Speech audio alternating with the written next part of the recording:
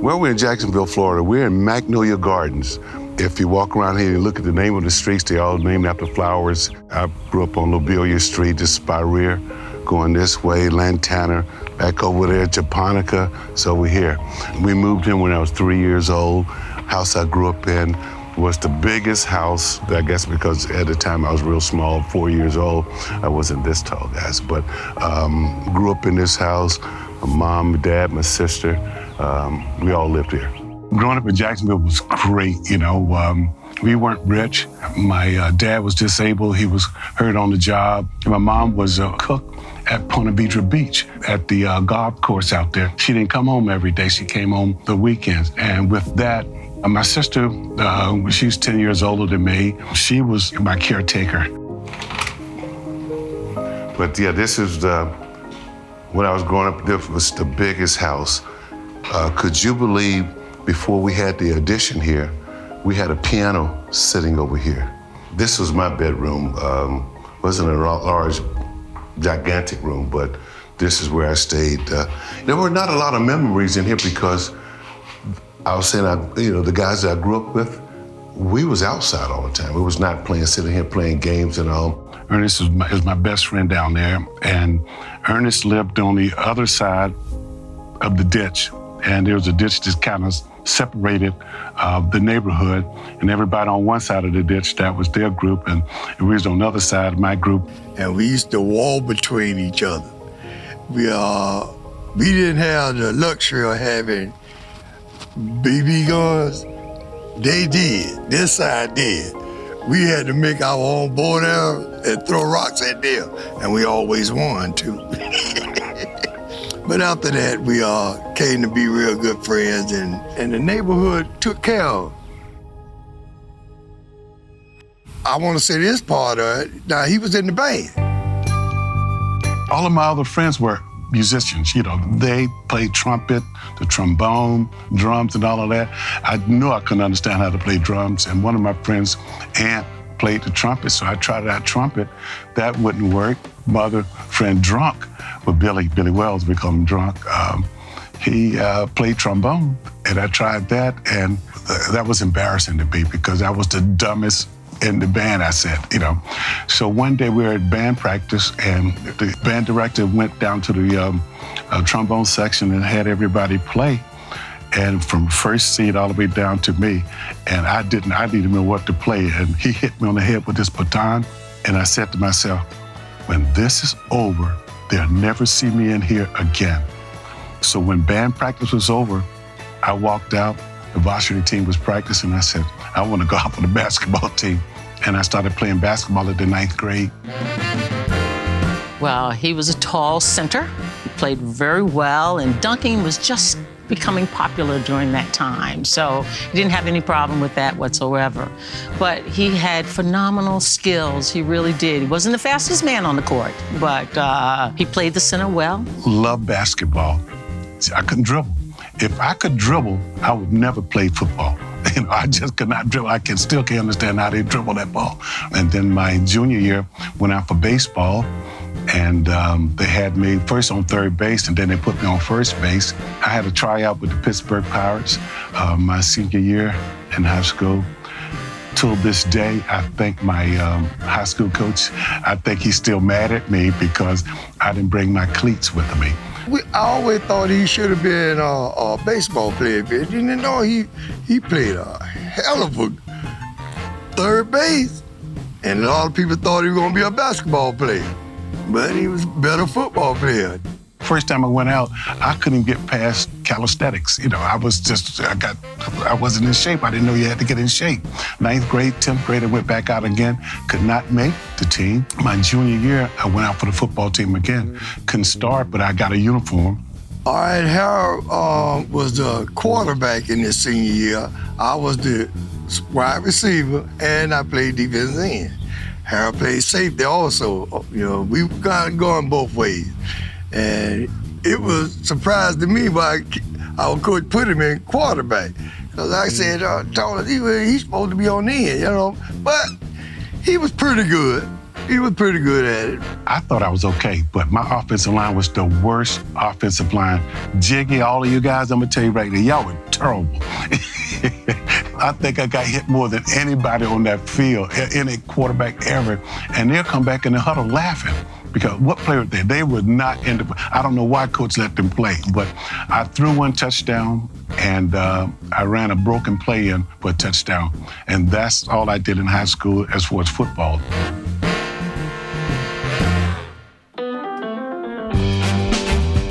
I had a lot of basketball offers, college offers and all. But another one of my friends, he was my fullback, said, we're going to Southern. So he finally got his letter and they're saying what time to report. And I said, well, I haven't got mine yet. I said, guess mine probably lost in the mail. So we get to Southern and we get off the train, our luggage and stuff, we all put it right in one spot. And we had this, one of the players guys, he said, when I call your name, throw your bag on the truck. I was standing there, I was the last one on that dock. I said, what's your name? He looked at it. I said, Harold Carmichael. He said, what's your name again? How do you spell it? I said, and he said, well, I can't leave you here. Throw your bags on the truck and come on. So, could we drive from downtown Baton Rouge and went into Southern University. They set us in the lobby of the dormitory. They said, when I call your name, come and pick up your key for your room. I was the last one sitting in the lobby. What's your name? We went through the same thing. He said, well, you better go see the head coach. So I went, they took me down to see the head coach, and he was in his office, and I, was explaining what happened. He said, but I remember you're from Jacksonville, right? I said, yeah. He said, well, just tell him to give you a room. Then I went back, they gave me a room and all, and so we started practice. Well, when I saw Harold, obviously the first thing you think, well, man, guy had to have been a basketball player. He's got to be, what is he doing out here? But then after you see him run routes and catch the football, you say, oh, this is a tall receiver. But the thing about Harold was he was different. He knew he was different, and he knew if that ball was anywhere in his zone, he's gonna catch it. And at the end of that, my freshman year, I was freshman of the year. I never even thought about going, being in the NFL. I was just going day to day. I said, if I can get better each day, then the next day will take care of itself. I had a decent year. Everybody's telling me I should be going between the first and third round. So everybody's sitting in my room, and we had Isaiah Robinson, Butch Robinson. He got drafted by the Rams. And then I had my roommate, he went to fifth round. A couple other guys went to second, third round. And then after the sixth round, NFL, just stopped broadcasting the draft. So I'm thinking, okay, draft's over, I guess, So I said, well, all right, I guess I'm not gonna get drafted. So I went down right off campus and had 2 beers, and all I came back, you had the payphone. It was on the wall, down the hallway. So all day they were saying, hey, so-and-so, you got a phone call, it's your agent. Get on the phone, there's nobody on the phone. So when I got back, one of the guys, they said, Harold, your agent called. He said, give him a call back. I said, oh, come on, man, I don't stop on it. He said, no, I'm not joking. He said, he called my agent's name. I said, okay. So I called him back. He said, yeah, you were drafted in the 7th round by the Eagles. I said, oh, wow, oh, great. So the Eagles called me and said, we're gonna send you a contract. Know what you're signing? I said, okay. And said, we're gonna send you your bonus check. I said, okay.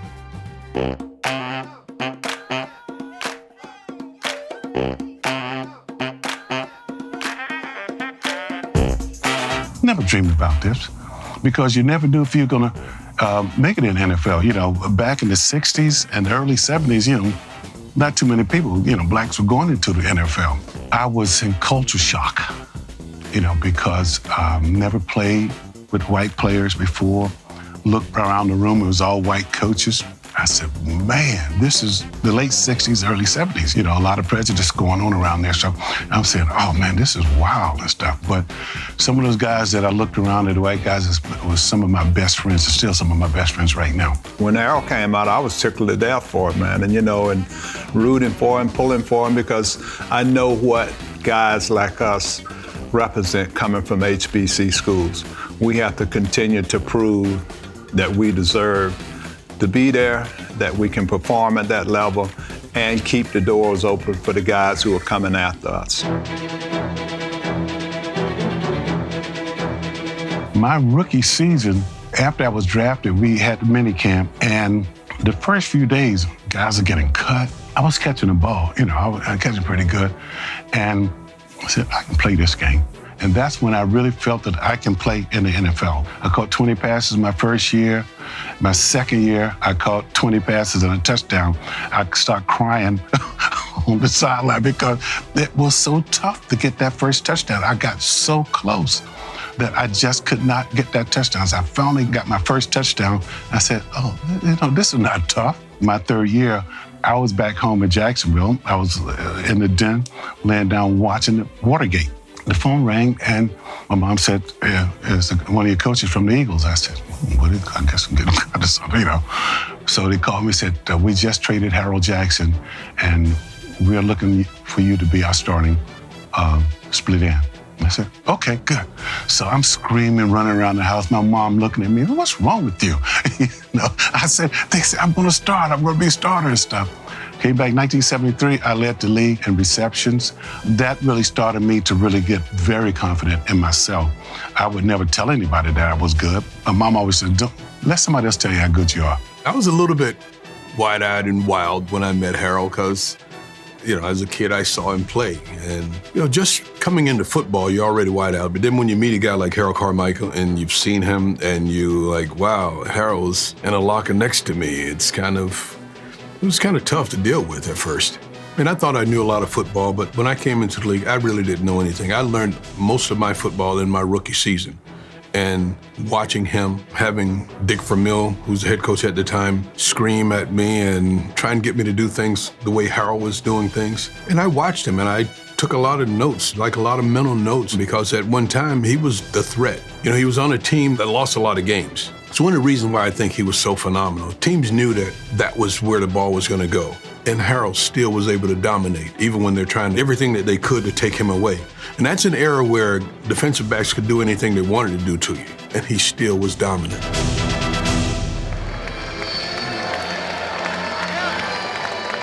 This has been a great time for me, especially the past 6 months, going to Southern University's Ring of Honor along with Mel Blount. While I'm talking about Mel Blount, he's the one that got me ready for the National Football League. And beating me up every day in practice in college and stuff. Everybody else will catch a ball, he'll two-hand touch them, but I catch it, he'll clothesline me, Harold always say, even now when he see me, he said, man, this guy used to beat me up, he didn't like me. But no, we went at each other. He made me better, and I think that I made him better, but there were competitive, really high-intensity practices that we had against each other. And I think it was good.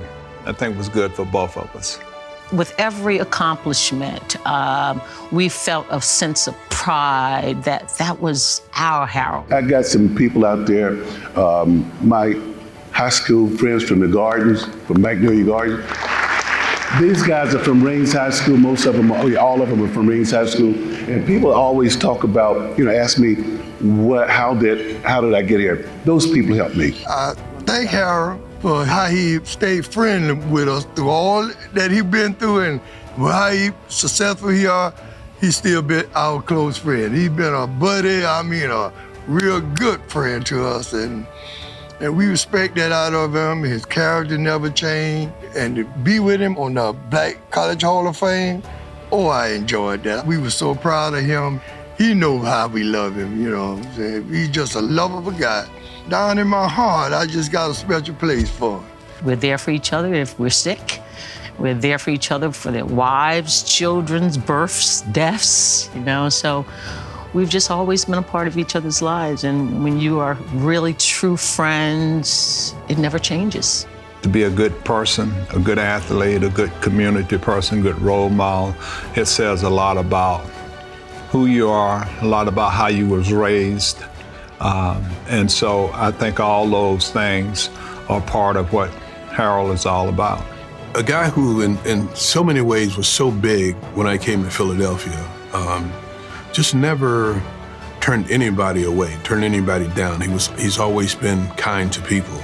You know, it could be the guy who owns the building and owns the team, or it could be the guy who has to clean the place, and he gives them the same type of respect.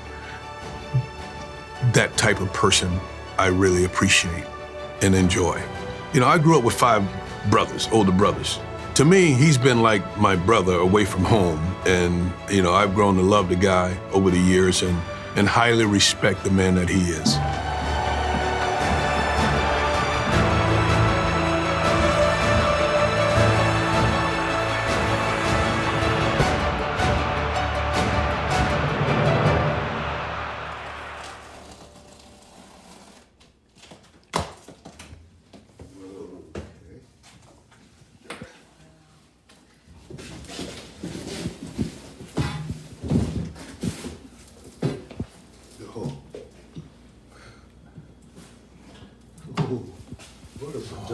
Yeah, there it is.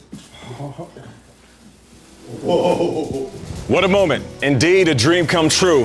What an incredible moment that was to witness and to hear. We are now joined by the man on the receiving end of that Hall of Fame enshrinement in Canton. He is a member of the Centennial Hall of Fame class of 2020. He was the NFL Man of the Year in 1980, was a 4-time Pro Bowl selection during his playing days. Please welcome to the show, now Hall of Famer, Harold Carmichael. Thank you, guys. Thank you very much. Thank you, Nate. Thank you very much. Thank you, guys. Thank you very much. Congratulations. Thank you very much, guys. Thank you. Now, Harold, thank you for joining us. Oh, thank I know you. it's been like a whirlwind. Whoa, boy. It's been over 25 years since you left the NFL, and I'm guessing there were times that you thought this day wouldn't come. Now that it's here, how do you feel? Oh, well, I still don't have I'm numb right now. Getting the call from David, he asked me the same thing. I said, I don't know how I feel right now. What had happened when he did tell me that, I just had a flashback for almost 60-some years ago, and I'm thinking about the guys that helped me to get here. There are so many people in my life, people that supported me when I was, as people just a normal player. They were friends then, and they're still friends right now. People that's been in my life for over 60 years and stuff, they're still here. In the past 40-some years, it's been my family. They've been so supportive of me. I want to include everybody. Come on, man. Yeah, man. Appreciate you, man. Thank you. Good to see you, buddy. Appreciate you, man. This is awesome. Well deserved, man. I'm so happy for you. Give him a message. Yes, I did. Thank Man, you. you probably had to be Thank you 200. very much, man. It's been great to talk with you. Whoa!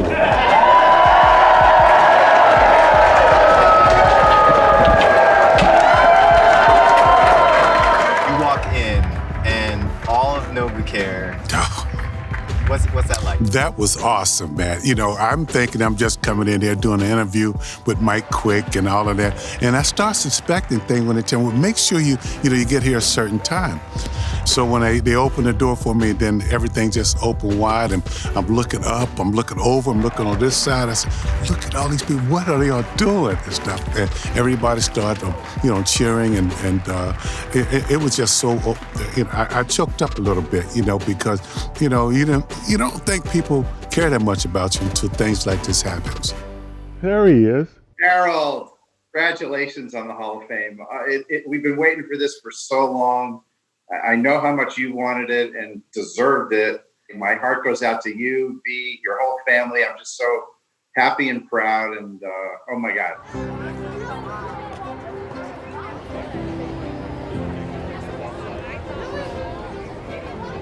What's up? Go Birds!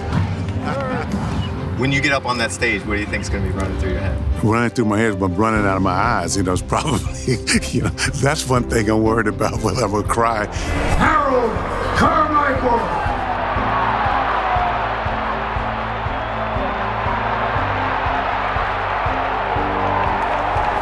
Oh, God, thank you. What a journey. I wasn't on this journey by myself. God put a lot of people on that highway with me. I just want to say the right things, and really acknowledge the people that, as I said before, that has supported me through the years over the past 'I'll say 67 years, because it started as a kid, with the guys that I grew up with. Guys like Ant, Drunk, Lil Wayne, Bubba, Scott, Dave, and Kenny. These guys would really push me every day in the neighborhood. And a few of those guys are right here with me today. And hey, thank you very much, guys, for being here. Now, one of the guys that really got me ready for the NFL is Mel Blount. He's around here somewhere. There he is right there. He pushed me every day in practice. My guys that I played with for 14 years in the NFL, they helped me not only on the football field, but also in the community. People like Harold Jackson, Ron Jaworski, and Mike Quick. A special thanks to Jeffrey Lurie and the Philadelphia Eagles organization for all your support. To my beautiful wife, Bea. For over 42 years we've been together. She loves her family. She's given me all the support over the years. And my granddaughters, Isabella and Zoe. Zoe, love you. Love you, girls. And to Joe and John Savagio and all the Kennedy family. My son Lee, his beautiful wife Jennifer, thank you very much. You don't know how much this means to me today.